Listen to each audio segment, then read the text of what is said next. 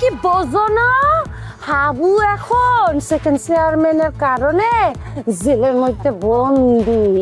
আর ওই যে তোমাদের মারজান ভাবি, তার ভাবি, তোমাদের ভাবির বাপে তোমাদের হাবু ভাইয়াকে সুন্দর করিয়া জেলখানার মধ্যে বইয়া থইছে আর অপেক্ষা করতে আছে কবে শাস্তি হইবে। এই গ্রামের মধ্যে আমি আর কোনো হাবুরে জন্ম দিতে দিমু না। কি সারেন না, কি শুরু করছেন? সারেন, এই ওঠ। মনে মনে খেলা খান, বুঝছেন? ভালোই স্বপ্ন দেখতে আছেন, মিথ্যা মিথ্যা দেখেন আর আনন্দ পান। এ চল।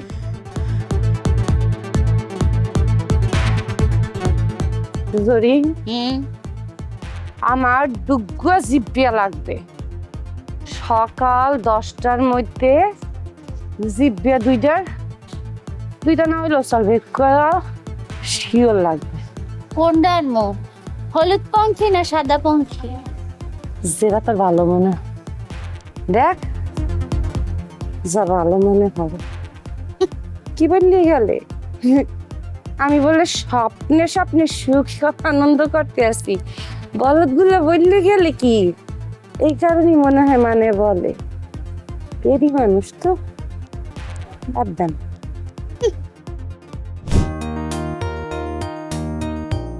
আপা কি হয়েছে, মাথা ব্যথা করতেছে?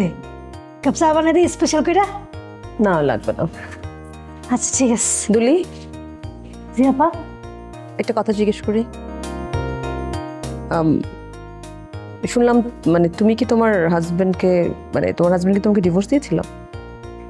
তালাক কিরকম করে হয় নাই, তবে আমি তার কপালে লাথি মাইরা উষ্টা মাইরা চলে এসেছি। কেন? আপারে কত ভালো মানুষের অভিনয় করে আমারে বিয়ে করছিল। আমারে বিয়ে করার আগে আরো 2টা বিয়ে করছে, বুঝতেই পারি নাই। তবে হাতে নাতে ধরছি, 2 বউর সাথে সম্পর্ক চালাই গেছে, দিকে আমার সংসারও থাকতো। খুব সরি, আমি আসলে তোমাকে হার্ট করার জন্য প্রশ্নটা করিনি। না না আপা, কষ্ট না, ভালো হয়েছে মনে করাই দিচ্ছেন। মাঝে মাঝে মনে করা লাগে। আপা হয়েছিল কি জানেন, অনেক ভালোবেসে বিয়ে করছিলাম। কি সুন্দর গান গাইতো, কি সুন্দর কবিতা আবৃত্তি করতো, অথচ সে ছিল কন্ট্রাক্টর বিল্ডিংয়ের। একদিন হঠাৎ করে অ্যাক্সিডেন্ট হয়েছে, ছাদ থেকে নিচে পড়ে গেছে, হাত পা ভেঙে গেল। কত কষ্ট করছি মানুষটাকে বাঁচানোর জন্য আপা। নিজের যত টাকা পয়সা ছিল সব বিক্রি করছি, আমার বাপের কাছে গেছি, জমি বিক্রি করছি, কইরা চিকিৎসার জন্য অনেক কষ্ট করছে আপা। মানুষটা ঠিকই সাইডে উঠছে, কিন্তু সেই মানুষটা আর আমার হয় নাই। বুঝছে, স্বভাব খাইছিল বদলায় না। পুরুষ মানুষকে আর বিশ্বাস করি না আপা, একদমই না। আচ্ছা ঠিক আছে, রিল্যাক্স, সরি, এই বিষয়ে কথা না বলি। হ্যাঁ না আপা ঠিক আছে, তবে সব পুরুষ এক হয় না। এই যে তরু ভাইজান, তার চরিত্র কিন্তু অনেক ভালো। মাঝে মাঝে কিপটামি করে আমার বেতন দিতে, কিন্তু বউরে খুব ভালোবাসে। হ্যাঁ, আমিও দেখলাম তরু ভাই রোদেলাকে অনেক টেক কেয়ার করে এবং যথেষ্ট রেসপন্সিবল একটা মানুষ। একদম ঠিক করছেন। আর আমাদের খালু যান, মানুষটা কিন্তু ভালো, যদিও তার সাথে আমার ইদু বিড়ালের সম্পর্ক প্রতিদিন লাগিয়ে থাকে, ঝগড়া লাগিয়ে থাকে, এই আর কি। আচ্ছা আপা, আপনি দুলা ভাইয়ের বিষয়ে খবর নিচ্ছেন? সে আবার বিয়ে সাথে করছে কিনা, বা এরকম কোনো কিছু? কি বলো? না না, এরকম কিছু না। না হইলেই ভালো। আমার তো পুরুষ মানুষ একদমই বিশ্বাস হয় না। এখন যদি কেউ কয় আমি ফেরেস্তা, আমি কিচ্ছু করি নাই, তা আমার জীবনে বিশ্বাস হইব না। দুলি, তুমি আমাকে চা দাও। হ্যাঁ, স্পেশাল চা। হ্যাঁ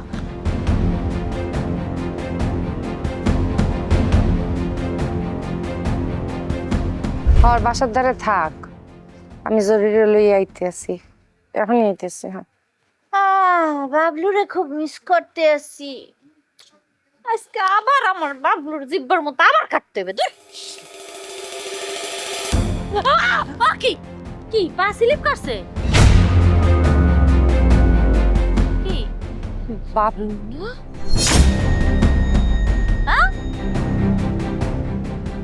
এই বাবলু এইখানে কি করে? এই যে বাবলু, তুই বাবলুরে দেখো না? আন্দাজে কেবল মাত্র বাবলুর কথা বলছি না, হেই পিনে আমনে দেখতে আসি। চপার মারবো। এই যে বাবলু খারাই রয়েছে, তুই দেখো। এই যে বাবলু, এই যে এই যে কাফনের কাপড় পরিয়া আমার সামনে খাড়াই রয়েছে। এ তুই দেখো না, এ বাবলু তুই এই না কবরে আনলি, তুই এইখানে কি চাও? হ্যাঁ সেকেন্ড চেয়ারম্যান আপা, আমার কবরে একলা একলা থাকতে ভালো লাগে না, ডর করে। কবরের মধ্যে ঘুটঘুটে অন্ধকার, সাপে কামড়ায়, ব্যাঙে কামড়ায়, বিস্ময় কামড়ায়। এই কামড় আমি সহ্য করতে পারি না, এর লিগে কবর দিয়ে উঠতে আইছি। আপা, আপনি তো এই গ্রামের বেবাকটিরে অনেক উপকার করছেন না? আপনার এই উপকার করার লগে আমি আমার জীবনটা পর্যন্ত দিয়ে দিছি। আমার আব্বাই পাগল হয়ে রাস্তায় ঘুরতে আছে, আমি আর কবরে থাকতে পারবো না। আপনার বাড়িতে আমারে থাকার ব্যবস্থা করে দেন, আমি আপনার বাড়িতেই থাকবো। এই এই জরি, এই বাবলু এগুলো কি বলে? ও ও কি বলে? তুই এগুলো কি বলো? তুই তুই তুই তুই তুই যাই এখান থেকে, যা যা, ওরে যাইতে বল, ওরে যাইতে বল, ওরে যাইতে বল। কি বলেন? কাকে যাইতে বলবো? কে না কি বলে? আপনার কথা ছাড়া তো আমি কারো কথাই শুনি না। এই বাবলু খাড়াই রয়েছে, এই যে বলতে আছে কি কি আমাকে বাড়তে থাকবে। এই তুই যা। আপা, আপনি আমার ধমক দেন কি লিগা? আমি খারাপ কিছু কইছি? আমি কইছি না কবরের মধ্যে আমার একলা একলা থাকতে ভালো লাগে না, ডর করে। আপনার বাসায় আমার থাকার লেগে ব্যবস্থা করে দেন, আর যদি এইটা না পারেন তাই আপনারা দুইজন আমার লগে চলেন, আমরা তিনজনে এক লগে মিলেমিশে বসবাস করব। আপনি গুনাহান ভালো মানুষ যদি আমার দুই পাশে থাকে, আমার আর কোনো ডর লাগবে না। চলেন। কি? আচ্ছা চলেন, এখন জিব্বা কাটবো না, চলেন ঘরে চলেন। খবরদার ও থারে। না না না না, সেকেন্ড চেয়ারম্যান আপা, মুই যখন আপনার একবার কবরে নেওয়ার লইগে আইছি, আপনারে তো আমি লইয়াই যাবো।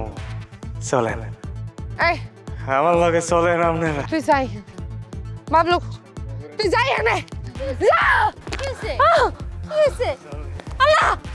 Second chairman! Second chairman! ও আল্লাহ, লা ইলাহা ইল্লাল্লাহ সুবহানাকা ইন্নী কুনতু মিনাজ জালিমিন।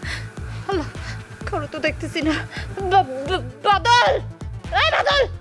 এই Badal! Second chairman! Second chairman! এই বাদলের বাচ্চা! অনেকক্ষণ তো হয়ে গেল, হাবু সাহেব আসছে না কেন? হ্যাঁ, অফিসে চলে আসবে এখনই। তা আপনি আছেন কেমন? আছেই, সাথীর ঘরে খুব টেনশন। আসসালামু আলাইকুম। হ্যাঁ, বসো।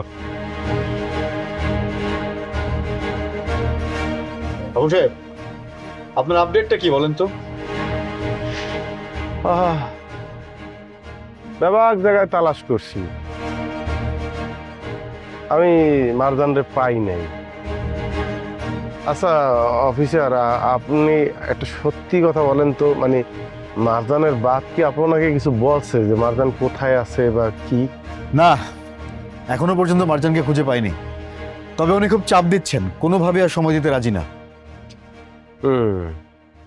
তাহলে মুইও সময় দিতে রাজি না। হ্যাঁ, মানে সে মামলা দিতে আছে তো, দেখ মুইও মামলা দিব যে আমার স্ত্রীর সে গুম করছে। এখন মামলাটা কি আপনারা নিতে পারবেন, নাকি মোর ওই আদালতে যাইয়ে মামলাটা করতে হইবে? আবু কি বলছো এসব? তুমি মাথাটা ঠান্ডা করো, বুঝে শুনে কথা বলো। তুমি পারবা ওনার সঙ্গে? আর উনি ধনী লোক, ক্ষমতাবান লোক, জাজ্জেল লোক, ওনার সঙ্গে পারবা? তুমি পারবা না ভাইয়া। মানে উনি ধনী ক্ষমতাবান, সেটার সাথে আইনের সম্পর্কটা কি ওইটা তো মুই বলতে আছি না। মুই তো জানি যে আইন সবার জন্য সমান, জানে ধনী গরিব সবাইরে আইন এক চোখে দেখে। নাকি সংবিধান পরিবর্তন হয়েছে, ধনীদের জন্য আলাদা আইন, গরিবের জন্য আলাদা আইন? না অফিসার, দেশে অনেকদিন ছিলাম না তো জানি না। কি ভাইয়া কথা কন না কা? মানে তো স্যার মানে একটু বুঝিয়ে বলুন আপনি, বয়স কম তো, অভিজ্ঞতা একটু কম, এজন্য অনেক কিছু না বুঝে কথা বলছে। একটু বোঝার চেষ্টা করেন মিস্টার হাবু, আমিও তো এক জায়গায় চাকরি করি না, কারো না কারো হুকুমের গোলাম তো আমিও। অনেক কিছু বুঝে শুনে আমাকে অনেক কথা বলতে হয়, অনেক সিদ্ধান্ত নিতে হয়। আর এই ব্যাপারে আশা করি আপনি একটু হেল্প করবেন। যদি হেল্প না করেন তাহলে আমার উপরের অফিসাররা যখন কোনো সিদ্ধান্ত চাপিয়ে দেবে তখন সেটা আমাকে মানতে হবে, আর আপনিও তখন বাধ্য থাকবেন সেটা মানতে। আর ভুলে যাবেন না, যে নিখোঁজ হয়েছে সে কিন্তু আপনার বাড়ির থেকে বের হবার পরই নিখোঁজ হয়েছে। না আমি বলতে আসি না, দেন অফিসার, আমি কোনো কিছুই বলতে আসি না, কিন্তু আমি আপনাদেরকে মনে করাইয়ে দিতে চাই যে মারজানের বাপ মোরে কি বলছিলে। হ্যাঁ, মারজান মোর বাড়িতে বাইরানোর পর তার আর পাওয়া যায় নাই, এইটু আপাত দৃষ্টিতে আমরা ব্যাপারকে দেখতে আসি, কিন্তু ঘটনা তো আরো অনেক শাখা প্রশাখা রইয়া গেছে। কে কি মারজানের বাপ মোর বাড়ির উডানে খারাইয়া ব্যাপাকের সামনে মোরে বললেছিল যে আমারে হেনস্থা করার লাগিয়া, আমার শেষ দেহার লাগিয়া, মোরে ফাঁসির জলিত ঝুলানোর লাগিয়া যা যা করা লাগে সে তাই করবে, যত নিচে নামা লাগে সে তাই করবে। আচ্ছা, আপনি কি অস্বীকার করতে পারবেন যে আপাত দৃষ্টিতে আপনাকে আসামি মনে হচ্ছে না? দায় কি আপনার উপর আসে না?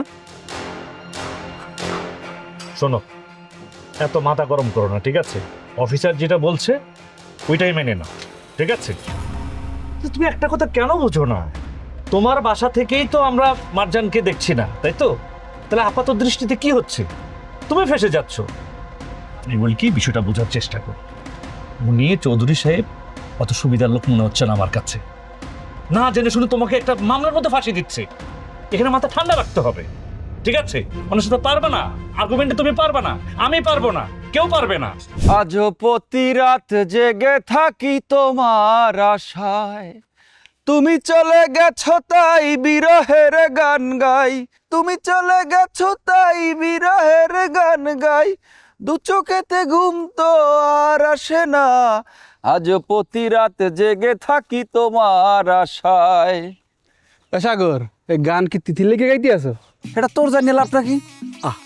বুঝছি, ল আলমাজ ঘটকের দ্বারা ল। কে আলমাজ ঘটকদার যাবো কি লিগে? আলমাজ ঘটকদার আমার কামটা কি?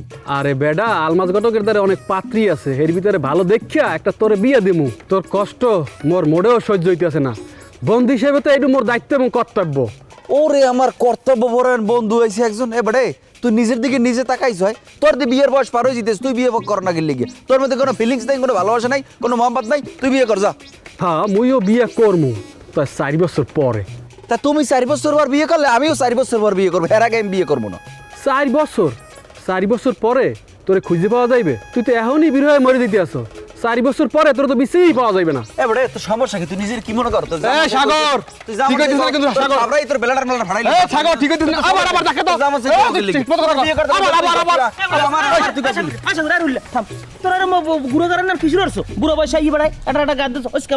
আলমাজ ভাই, তোমার মেয়েটা কথা কই, তোমাদের তো মেলা পাত্রী আছে ভাই, তুমি যেমনি পারো রহিলের ধরিয়ে বান্ধে একটা বিয়ে করো, কিন্তু বেশি দিন বাঁচবে না।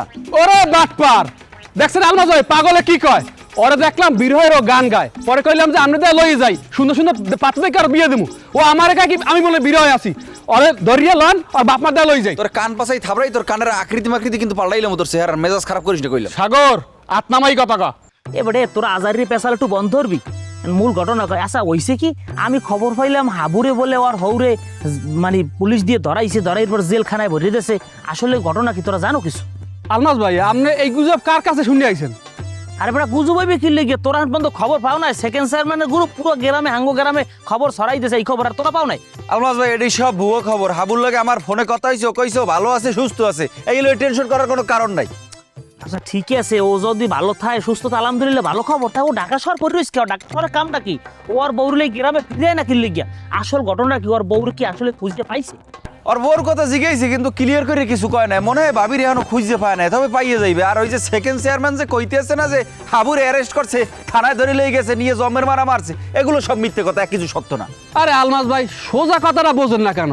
হাবু যদি জেলে থাকতো বা থানায় থাকতো, হেলে কি মোগলাকে ভিডিও কলে কথা কইতে পারতো? পারতো না। যাক আলহামদুলিল্লাহ, আমি বেটা বিরাট টেনশনে আসলাম। হাবু সুস্থ আছে, ভালো আছে, এই খবর তো ওদের শোনার পর এর মনটা আজকাল আমার খুব ভালো হয়ে গেছে, খুব ভালো লাগতেছে। তোরা দুইজন আমার লাগে লদি, একটু তোকে লাগে একটা কথার কাম আছে। ল মই যাবো না, তোমরা যাও। তো যাবি না তো এখন ভাই করবি কি? তোরা দুইজন এমনি ঝগড়া করবি, কামড়া কামড়ি করবি, ভাইয়ে গোনা নাই? এ বেটা রুট তুই আমার লাগাই দি। খাবার লই যাও, আমি যাবো না।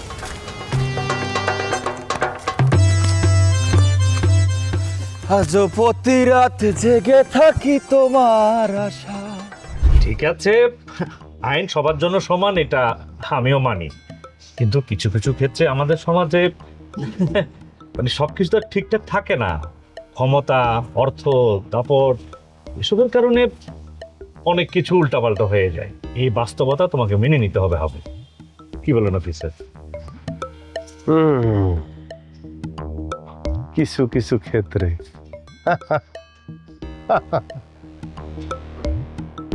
জানেন অফিসার, এই যে কিছু কিছু ক্ষেত্র ভাইয়ে বলল, এই জায়গাগুলি সমাজে পরিবর্তন করবো এই আশাই একদিন বিদেশের মাটি ছাড়িয়া দেশে আইছিলাম।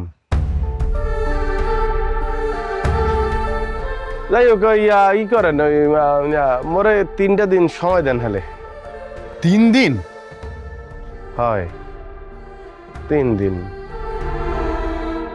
দেখেন, এই দুনিয়ায় মোর বাপ আর মারজান ছাড়া মোর আপন বলতে আসলে আর কেউই নাই। আমার মায় মরিয়া গেছে, বেশি দিন হয় নাই তো। এরপর আবার মারজান চলে আইছে, আব্বাই আসলে ভাঙ্গিয়ে পড়ছে। এখন ওই যে আপনাদের সমাজের কিছু কিছু ক্ষেত্রের মধ্যে যদি মুই পড়িয়ে যাই, তাহলে তো মুইও শেষ। বাহির হইল মোর ওই বৃদ্ধ বাপ, আসুক্কা হনলে তো খারাপ রূপে মরিয়ে যাইবে। আব্বার বলতে যাবো আর কি, আসলে ভাগ্যে কি আছে বা কি বুঝাইয়া বললে আসবো, যাতে আগে থেকেও একটা মানসিক প্রস্তুতি থাকে। আর মারজানও একটু খুঁজে বাই করার চেষ্টা করি আরো 3টা দিন। হবে কি জানেন, নিজের লেগে ভয় লাগে না অফিসার, মরতে তো হইবেই, মানুষ তো মরবেই। কিন্তু অন্যায় ভাবে যদি মোর গলায় ফাঁসির দড়িটা ঝুলিয়েই যায়, তাহলে আর 10টা হাবু জন্মাইবে না, এইরকম 10টা শহীদ জন্মাইবে না। ঘুরাগারারা মনে করবে যে ক্ষমতাকে প্রশ্ন করা যাইবে না, ক্ষমতাকে সবসময় সালাম দিয়ে চলতে হইবে। এই দেশে আমরা শুধু প্রজাই থাকমু, রাজা রাজা হুকুম দেবে, এটাই মানতে হইবে। আর একটা কথা, আপনাদের দুইজনের কাছে একটা অনুরোধ করতে আসছি,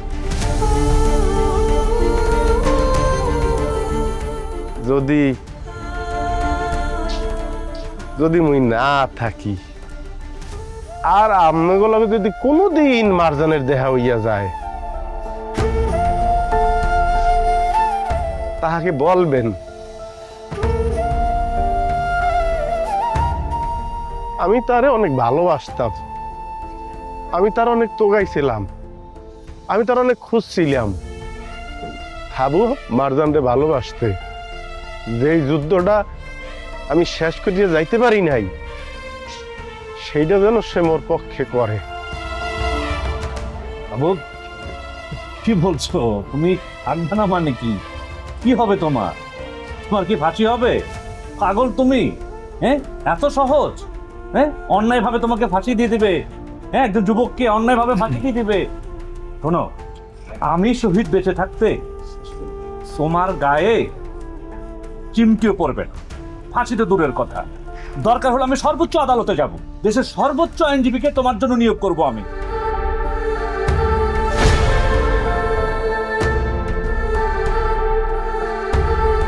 না কাকু, গ্রামে তো সে নাই, সেটা জানিয়েই তারে খোঁজ দিয়ে আইছি। সমস্যা হইলো ওই যে মোর শ্বশুর, উনি মোর নামে মামলা দিতে আছে যে আমি তার মাইয়ার গুম করিয়া লাইছি, মারিয়া লাইছি। কিন্তু কাকু অসম্ভব, আমি তো তার ভালোবাসি, তার লিগে পাগলের মতো রাস্তায় রাস্তায় ঘুরতে আসি ঢাকা শহরে। এক ফির যদি তার দেখা পাই, এখন আমার যদি জেল ফাঁসি কিছু হইয়া যায়, আমার আব্বার তো সমস্যা হইবে। আব্বা একলা না, এই কারণে আব্বাকে বুঝাইয়া বলার জন্যই আমি যাইতে আসি, যাই আব্বারে বুঝাইয়া বললে আইসা এরপর পুলিশের কাছে ধরা দেবো আর কি।